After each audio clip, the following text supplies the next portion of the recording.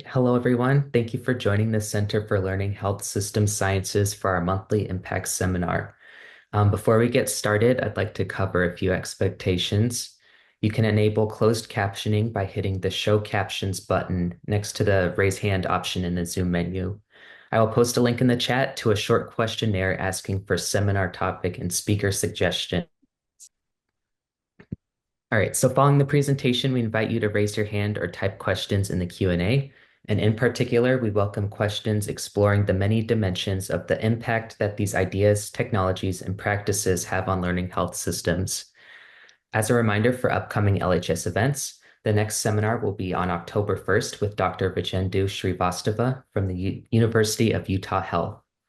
And with that, I will turn it over to Dr. Bronwyn Southwell to introduce our speakers. Hi, everyone. It's my pleasure to be here today introducing our September Impact Seminar speakers. I'll start with Sarah Lexcen, Physician's Assistant, and Xin Piao, Doctor of Nursing Practice. Xin and Sarah are both primary care providers in Hennepin County Healthcare General Internal Medicine clinics. Xin sees patients in the downtown internal medicine clinic and in the Hennepin Health Access Clinic that partners with START, Supportive Transitions and Reentry Team Initiative. Sarah provides care at the downtown internal medicine clinic and Hennepin County Jail. Both Sarah and Xin work on integrating low barrier access substance use care into the primary care setting. They coordinated advanced training for primary care providers to integrate substance use care into their practice. Next here today, we have Amy Skroch, Doctor of Nursing Practice. Amy is a nurse practitioner with a dual practice in addiction medicine and primary care.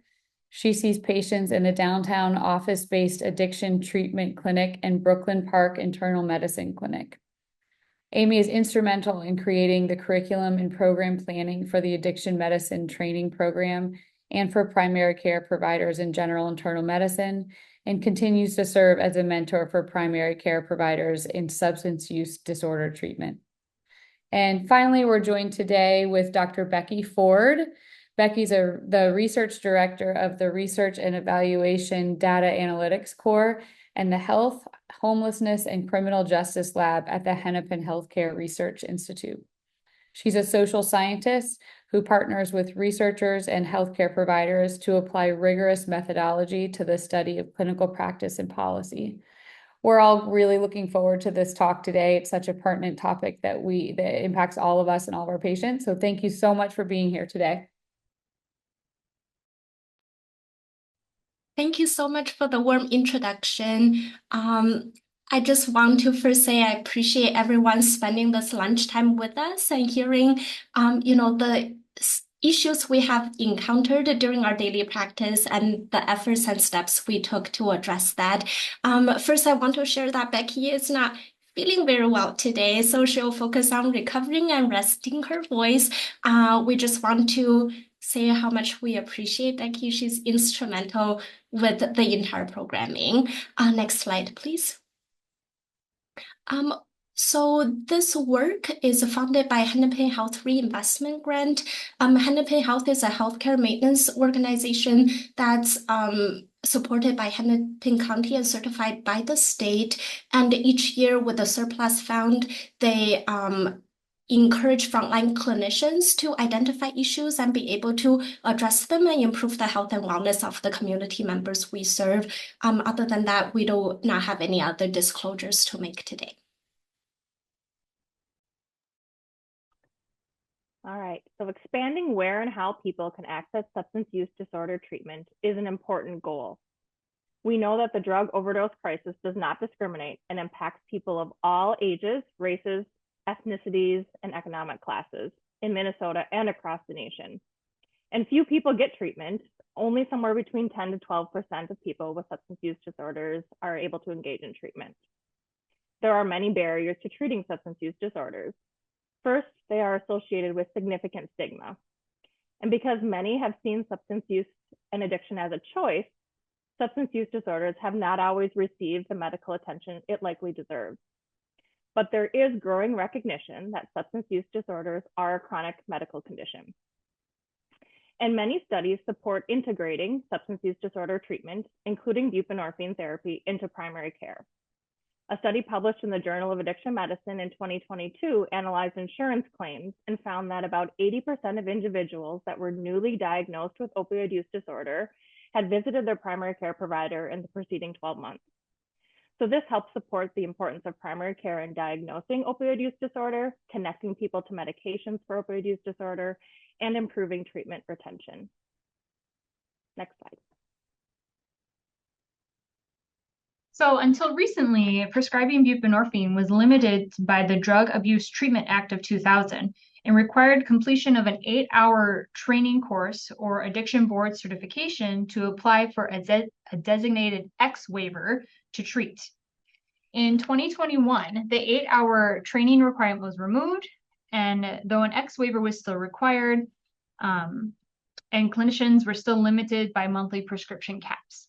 Then in December 2022, the Consolidated Appropriations Act of 2023 was signed into law, which entirely eliminated the X waiver requirement and monthly treatment caps, allowing clinicians to treat as many patients as they can support with buprenorphine.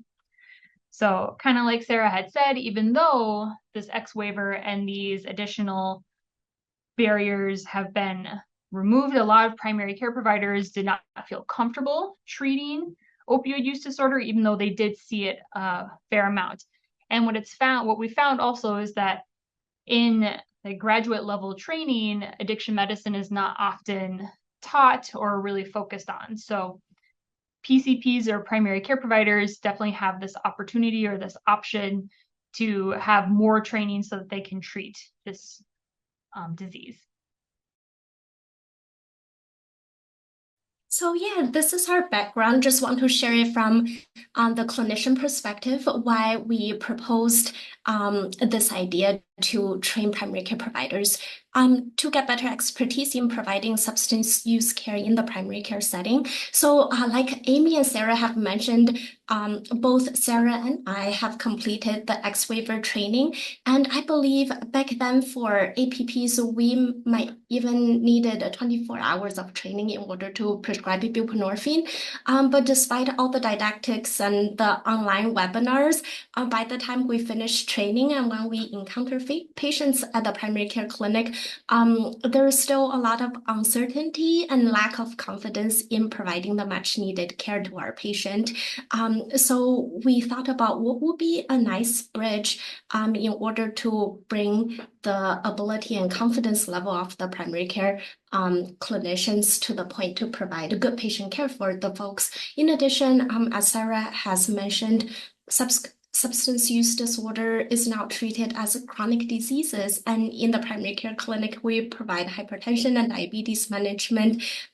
Just similar to that, we would love to truly integrate substance use disorder treatment in the primary care setting. And as we see a patient in a longitudinal setting, primary care clinicians are really positioned to be important member of the care team to provide SUD care to our patient. So there is a similar program modeled after Essentia Health System. They provided training for primary care clinicians to be able to integrate SUD care. So when the opportunity of the reinvestment grant came about, we thought there's already a roadmap. We can most definitely learn from how it was implemented through Essentia Health and be able to have a similar program here at Hennepin Healthcare. So this is really a collaboration between primary care internal medicine with addiction medicine. Amy and her team has the knowledge expertise for SUD care, and us as clinicians in the primary care clinic, we know the operations and the workflow and the challenges well. So integrating the strength of both teams, we were confident that we'll have a successful program. So the team included myself, my coworker Brenda Bauk, and then Xin and Sarah. From the addiction medicine side, Brenda and I are what's called in our OBAT clinic or office-based addiction treatment. when it comes to treatment of substance use disorders, there's kind of the outpatient basis and then the inpatient, or what you can call OTP, or a methadone program. So Brenda and I work in the office-based treatment area. Brenda had, when she was one of the first APPs hired on for the OBAT clinic, I was the second/third. But with her great expertise, she had been doing this job for 5 years. I was doing it for about 2, and knew that it was going to be really important to try and help train our primary care providers. So in addition to OBAT and just kind of mainstream primary care, we had, our downtown clinics, our community clinics, and particularly Xin and Sarah would spend time in the jail, or Sarah would spend time in the jail. Xin would spend time in our Hennepin Health Access Clinic, in which substance use management was pretty prevalent as well. So we believe this program really embodies a learning health system approach. The AHRQ defines a learning health system as a health system in which internal data and experience are systematically integrated with external evidence, and that knowledge is put into practice. So this advanced addiction medicine training program for PCPs was really developed due to observations of practitioners in the field who identified a need. So, like Xin and Sarah had said, we see these patients, but we're not necessarily comfortable treating. So PCPs with the knowledge and needs of their patients engage with practitioners with expertise in treating addiction in order to integrate evidence-based practice into the care delivery model. The goal of this program was to rapidly integrate substance use treatment into clinical practice, and throughout the training and implementation, a program evaluator systematically examined the processes, outcomes, and clinical outcomes to inform future phases of the project. So there are kind of 2 categories of the objectives that we wanted to do for this program. First one in the blue circle is really, clinical expertise. So meaning how to diagnose patients, how to actually prescribe these medicines, the safety profiles, treating co-occurring use disorders, like polysubstance use, mental health, and pain management. And then also talking about the complex care of pregnant patients, because sometimes when patients, come to their primary care provider, they may not know they're pregnant yet, but, how can, we help, get people to where they need to be.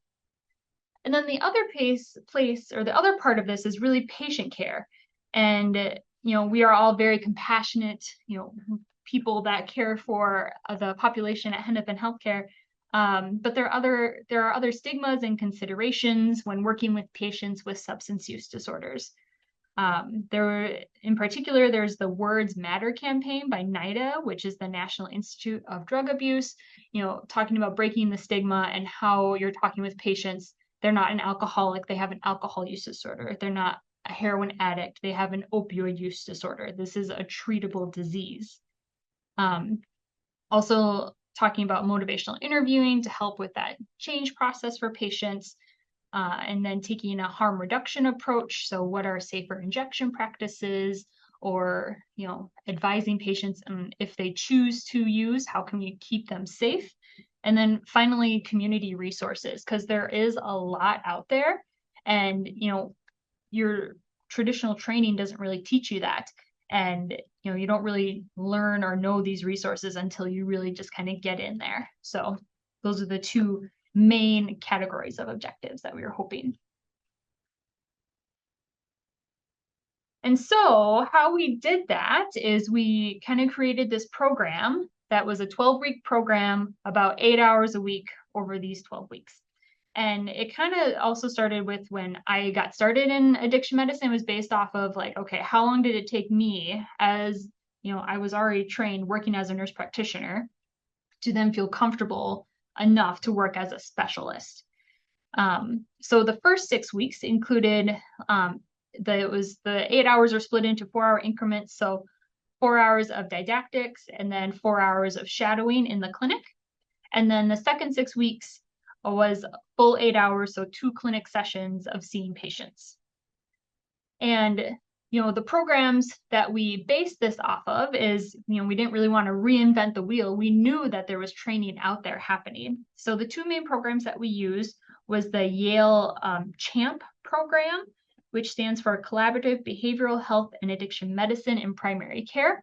So what they did is they created this whole program that's free on Coursera, and you can get like CME credit for it. And it's for their primary care residents on substance use disorder treatment. Then also PCSS, so Provider Clinic Support Systems, is a program for any and all providers on how to treat opioid use disorder. They have webinars, trainings. They used to provide the X waiver when it was necessary. So what we did is, myself and my coworker, we kind of went through both of these programs and kind of made these recommendations on like a curriculum on how, as you work through this time, these are the programs or the things you should be listening to, and then you get to actually see it and learn it in the clinic, within like that same week. And then finally, the last 6 weeks, it's just all clinic time and being able to kind of take what you've learned and really implement it.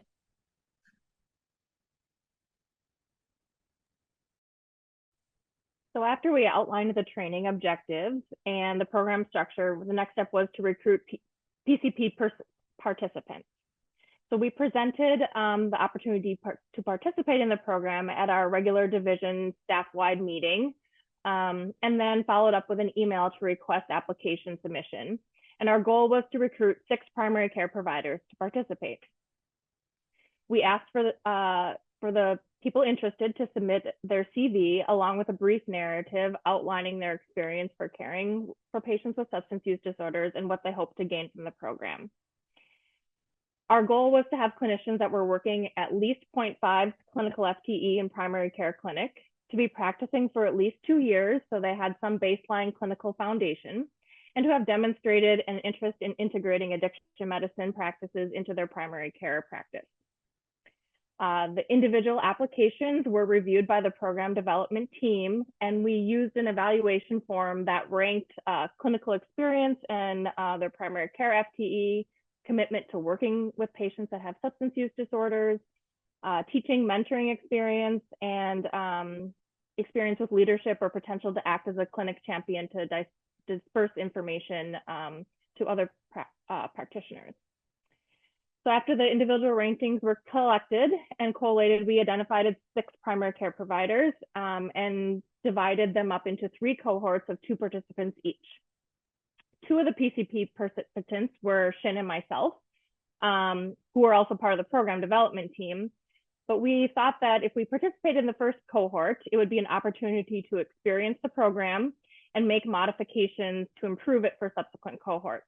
So it can be seen as a feedback cycle of the learning and improvement, which is consistent with the learning health systems approach.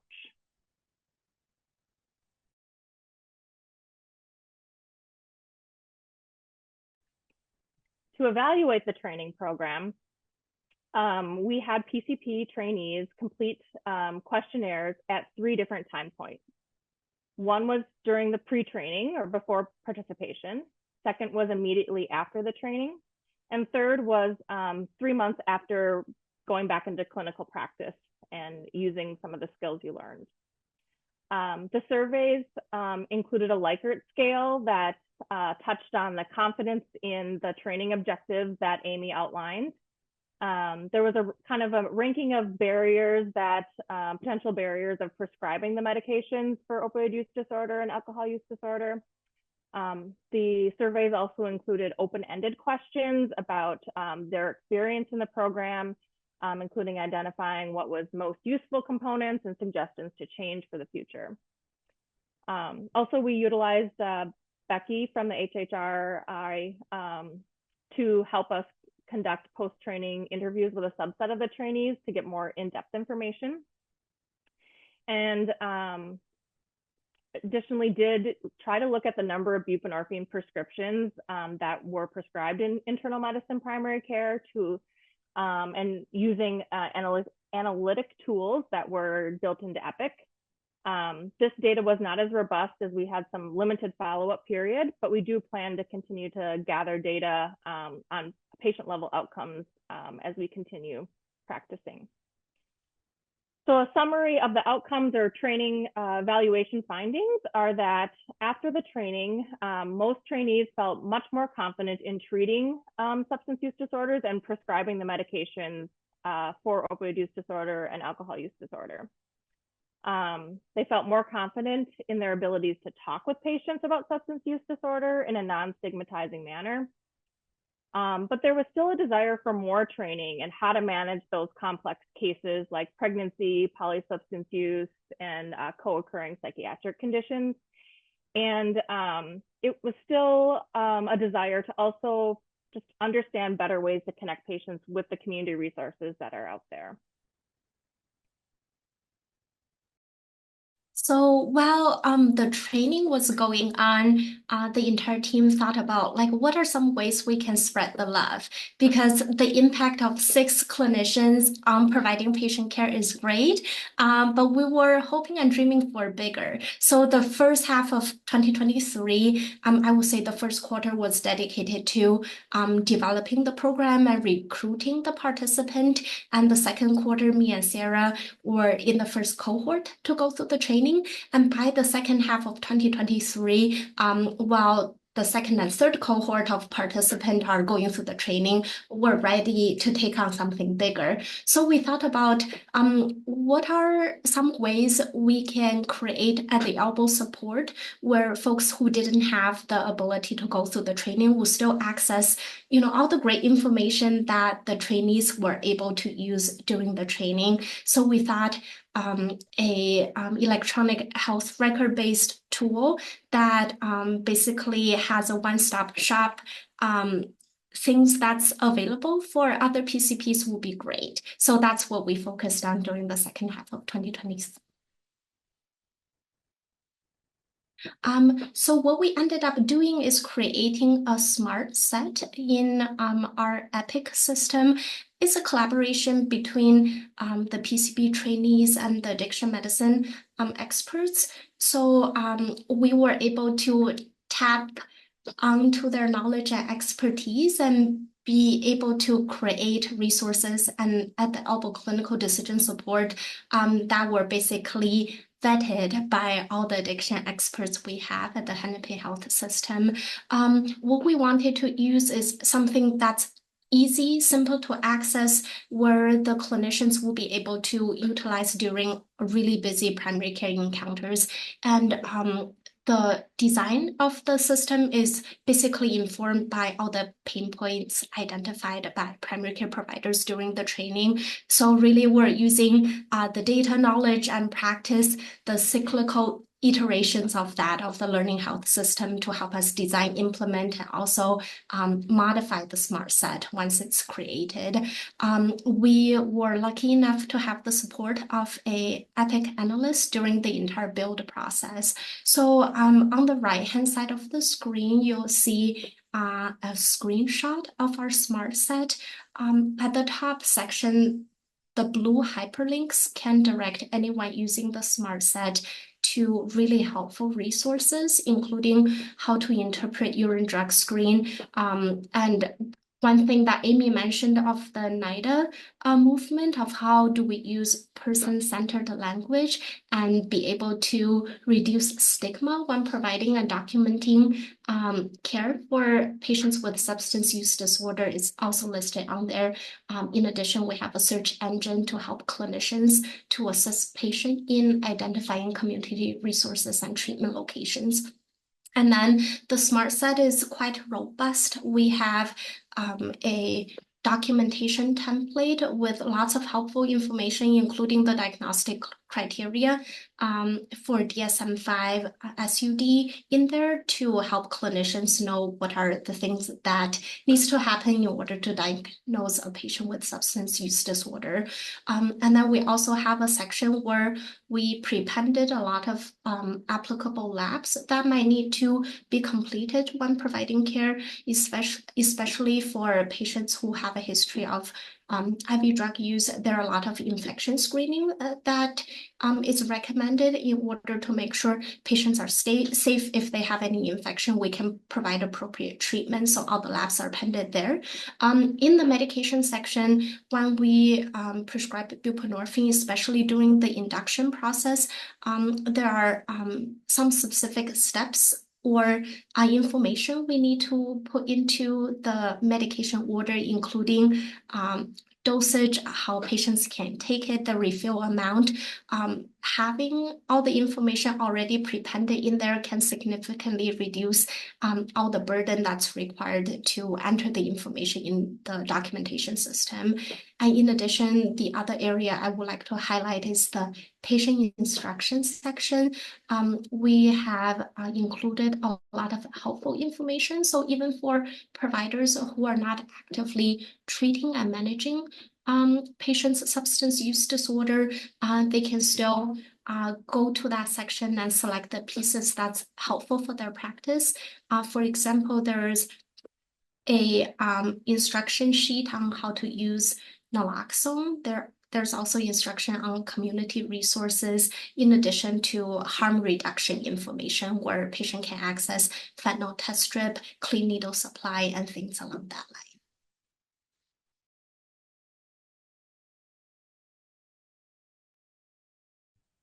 So our ultimate goal was to translate the training and new EMR resource into care delivery so we could provide care to our primary care patients. And given the nature of substance use disorders and the narrow window of time to engage in care, we wanted to support low barrier access to primary care appointments for SUD-related needs. So as a first step in low barrier access, we created dedicated appointment slots in the clinic templates of those that completed the training. But despite the large proportion of our Hennepin Healthcare patient population that have substance use disorders, it was difficult to connect patients to care and into these dedicated slots. So in order to further explore the challenges and potential solutions for making care connections, we applied for a second Hennepin Health grant to focus on workflow and whole system resources and approach to connecting patients. Patients were connecting to our health system in acute settings frequently, like in the ED in the hospital, but they were lost to follow up in the outpatient setting. We wanted to explore how we could streamline and support outpatient connections to primary care clinic, as well as our addiction medicine clinic. And as part of the exploration, we interviewed key frontline care stakeholders throughout our health system, as well as two key county community partners, the Red Door Clinic and 1800 Chicago Behavioral Health and Withdrawal Center. Next slide. In our interviews, we found some general themes that continued to resurface. There was a need for low barrier, rapid access to care. There was a need for care coordination to facilitate care transitions from acute to outpatient settings. And there was a need for a clear, easy pathway to schedule patients in primary care, as our current system resulted in a mismatch in what the patients needed and our current outpatient access processes. So some of the specific challenges were a general lack of knowledge of our initiative to offer substance use disorder in primary care. Since it was a new service that we were providing, many of our own department providers and other areas just were not aware of this new service being available. Another challenge was having a limited bandwidth of the care coordinators and scheduling staff in the acute settings. So in talking with the RN care coordinators in the inpatient setting, they had such a large work burden that they were prevented from routinely scheduling follow-up for patients when they were in the hospital. And the clerical staff on the inpatient units and in the emergency room were often shared between departments and not easily accessible for scheduling follow-up appointments. And a third challenge was restrictions in our Epic EMR scheduling tool, in that not everyone could access the templates to schedule. So we had a kind of complicated mechanism for keeping our primary care appointment slots available for SUD-related needs by keeping them private or locked. And although this prevented them from being used for other purposes, it limited who could schedule patients into these slots. And only a small number of schedulers could search to find the slots, and they were not accessible by our main scheduling line, our connection center. And those that would try to call our main scheduling line, the connection center, for general primary care appointments would be typically booked a few weeks out.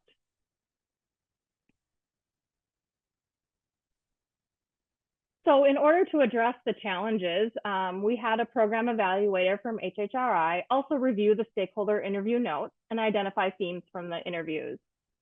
There were many ideas on how to make improvements, but we focused on a key area of consensus, engaging patients transitioning from acute settings like the ED and inpatient units to outpatient care. We identified 3 suggestions about how to increase engagement with patients transitioning from acute settings to the outpatient care. The first was really supporting the low barrier access to follow-up. Our initial step is to start with some easier access to next day appointments so that patients can leave the emergency room or the hospital knowing exactly when and where they can follow up. And a future goal is to support that lower barrier access that we want to achieve in primary care with walk-in.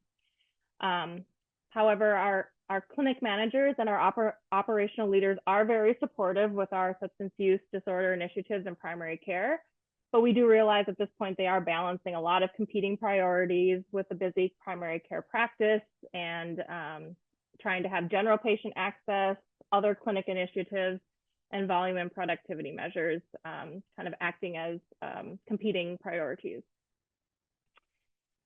Another place that we want to look at is engaging in clinical operation changes that can ease the access to substance use care. So as we mentioned, those private slots that we have only have a small amount of people that can schedule into them. So we want to make changes that make it easier for general schedulers and coordinators to access these appointment slots, and are currently exploring options for that. We also hope to utilize some other initiatives and partner with things going on in our very clinic. One of them is the collaborative care model, which is a grant-funded project that is helping to integrate some behavioral health into primary care. And with this, we can try to capitalize on some care coordination services and mental health supports within primary care. And lastly, we want to better promote the availability of the substance use care in our primary care clinic. Because as we mentioned, despite rolling this out, many people in our own clinic don't know about it in our own system and also in the community. So we want to make sure that people know that we have the service available and how to get into the dedicated slot. So we hope to create a dissemination plan for both internal and community stakeholders to ensure they know about the program and how to get appointments. So ideas that we have are presenting at other departmental meetings throughout the organization, adding a website to the Hennepin Healthcare page that people can search for, and also making some handouts or brochures to use in our clinics as well as our community partners to disseminate the information. So this graph here gives us a really good overview of the progression we have. So we have the 2023 reinvestment grant focusing on training and providing clinical decision support to the 2024 grant we're currently working on to improve workflow. And as we look into future, there are a lot of plans on the horizon. We're dreaming big and want to have a better health system integration and really break down all the silos that's still currently existing. what we're doing right now is we have submitted a opioid epidemic response advisory council grant, or ORAC grant, for our project Embrace, which stands for EMS-based recovery and community engagement. This is a really exciting, innovative project where we can rely on the expertise and availability of our opioid response team, which are staffed by our EMS personnel, in addition to peer recovery specialists. And they have a way of providing buprenorphine outside of the hospital or emergency room system, and truly meeting patients where they are at.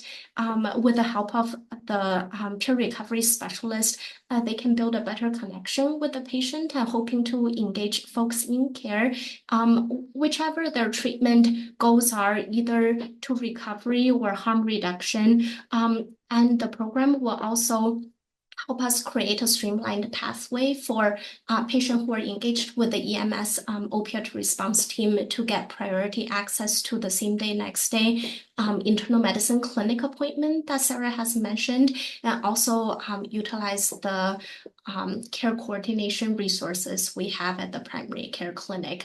Patient will be able to also receive mental health support, which, like we have discussed, often come hand in hand with a substance use disorder.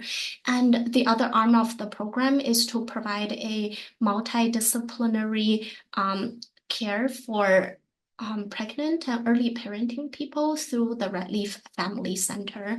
And another thing that we're working on is submitting a proposal to our executive leadership team on trying to persuade Hennepin Healthcare to help us fund a opioid coordinator personnel.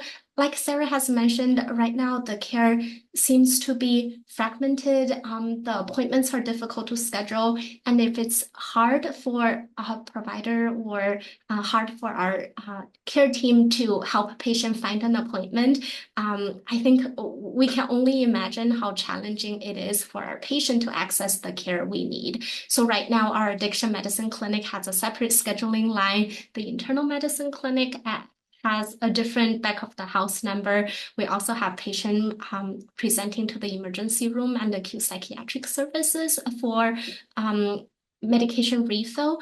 The goal of having a care coordinator is to have a person of knowledge that can help patient navigate the care that's currently provided at Hennepin Healthcare, and also to serve as a roadmap for additional staff, as so many different divisions and departments are trying to provide care for the patient. The care coordinator will be able to help direct patient and staff in knowing what will be the best place for a patient to seek care. In addition, I think with Hennepin beefing up our services for SUD care, we would love our community partners to be aware of that as well. So a huge part of this role will be collaborating and coordinate with the community partners for allowing patients to access the rapid care we can provide here at Hennepin. So yeah, that's our looking into the future. Every year we have a new iterations of goals and plans, which makes us very excited to know like what the future holds for us. And here are some quick hyperlinks to the training resources Amy has mentioned during the presentation early on. And here's our reference slide. And thank you so much, everyone. Here's our presentation, and we'll open the floor for questions. Thank you guys so much for your presentation. Yeah, we have about 11 minutes remaining for the Q&A. So if you have questions or comments, please use the raise your hand feature. We also welcome you to type your questions into the Zoom Q&A. All right, starting off, Tim, do you have a question? I do have a question, and thank you for your great presentation. And you know, you frame this as an LHS sort of activity, which is kind of this recursive improvement cycle. So, you know, one of your colleagues, Tyler Winkleman, has done important work showing that increasing co-occurrence of opioid use and methamphetamine use, and how the science is trying to catch up to how do you treat those with co-occurring. And so my question is like, how do you ensure that this system is responsive to secular changes in the profile of those using substances? That that's baked into how you deploy the training and the delivery execution of this. I can answer that.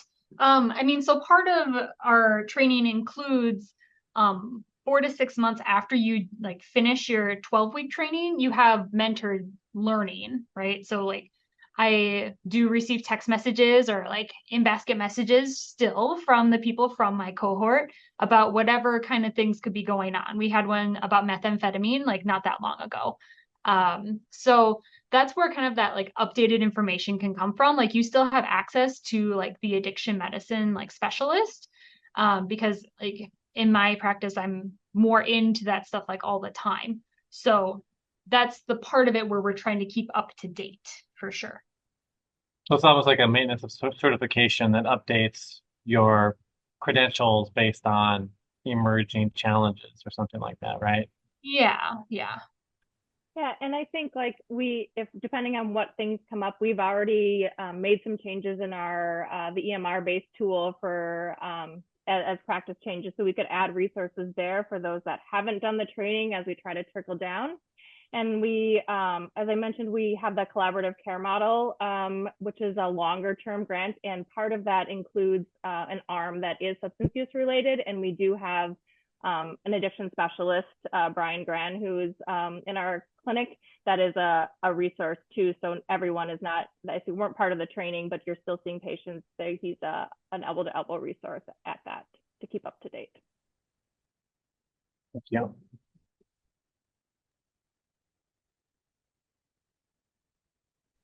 All right, then it looks like in the chat we have a question from Lindsay Welton. So they say, this is all great. Regarding the smart set, I'm wondering if you could speak to how you made all of the resources that were hyperlinked in the patient instructions, etc. Were these made from scratch as part of this initiative, or something that the healthcare system already had that you made accessible to providers through this workflow?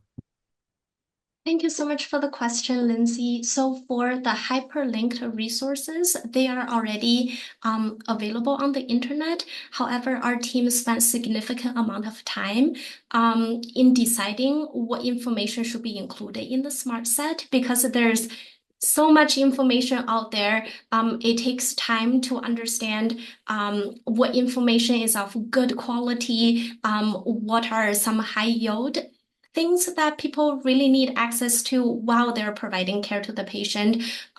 So Amy, Brenda, Sarah, and I spend a lot of time digging through the resources in figuring out that piece. And for the patient education section, a lot of the things we did end up creating from scratch, especially the community resource in harm reduction.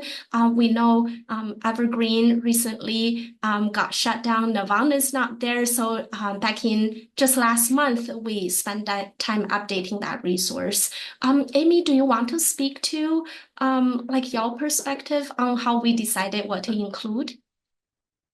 Yeah, I mean, it was more like, you may not have like the entire time in the clinic visit to talk about exactly like what are safer injection practices, or like most people like know what Narcan is, but like going through like the like specific steps, like how to use Narcan.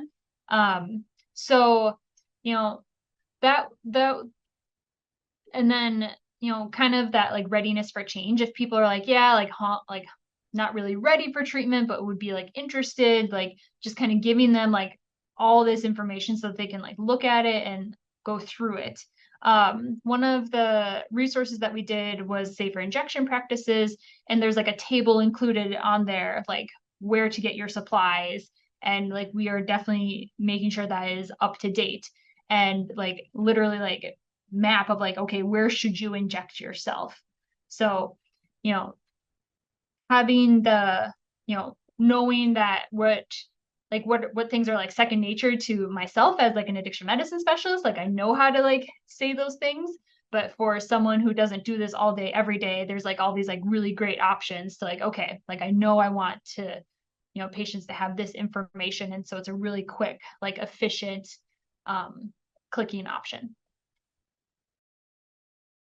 And I would say as a primary care clinician, especially like freshly off the training, some information is not totally just like baked in my brain. So using that resource is really nice to explain to patient, like these are the symptoms of moderate withdrawal. You need to wait until then before you can initiate buprenorphine in order to avoid precipitated withdrawal. Just being able to access that, print it off, and go through it as I'm seeing patient has been tremendously helpful.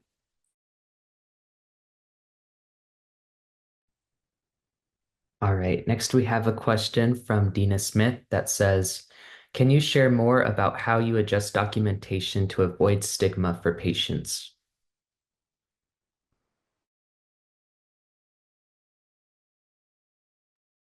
Yeah. So, making sure that your diagnosis code is opioid use disorder, mild, moderate, or severe, not just like opiate addiction or heroin use or, whatever. There is a code that's IV drug abuse where there's IV drug user. And then, making sure that you do like talk about a urine drug screen. It's not clean or dirty, saying that, this urine drug screen has an illicit or has a substance in it. Let's talk about it, right?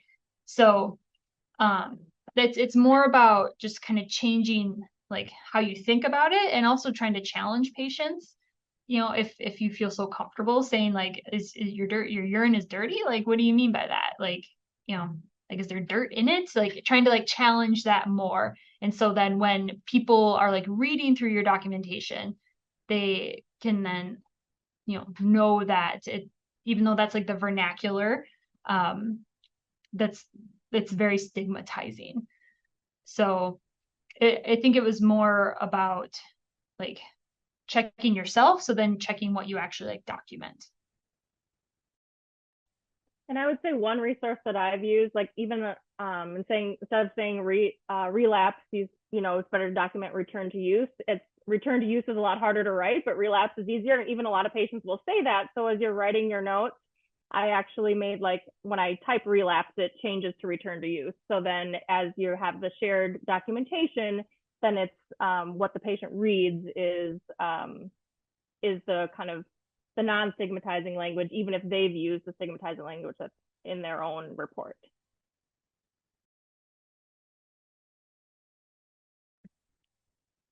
All right, next we have a question from Gretchen Buchanan that says, can you talk about the impact of more or less leadership support for your work?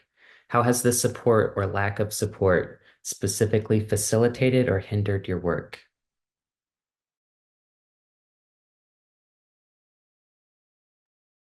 I think we have a great leadership support here, especially through addiction medicine and general internal medicine with Dr. Tyler Winkleman's lead. Having the support most definitely helped us have the platform to build the program and share it with our colleagues and encourage people to apply and participate. I don't think we could have gone as far as we did, especially with all the systems level conversation we have without the leadership support. I think there's a separation between clinical leadership support and operational capability with the financial pressure we are under. I would say we are most definitely supported with the caveat of we also care about the financial well-being of the clinic. So navigating that piece has been challenging. That's where the additional grant funding comes in so helpful that we're able to use the grant funding to buy our clinical time and really do a test of change or proof of concept and be able to obtain the patient stream and then mainstream that into our daily operations. The only thing I'm going to add to that is, as we've like moved into this 2024, like looking at the bigger system issues, like, of course, the leadership wants to help us change these bigger systems issues, but it's just that a bigger system. And so like the financial and the time and like how to change it is really challenging. And like Xin said, sometimes the finances will win out, so to speak, and it's hard to make those bigger changes.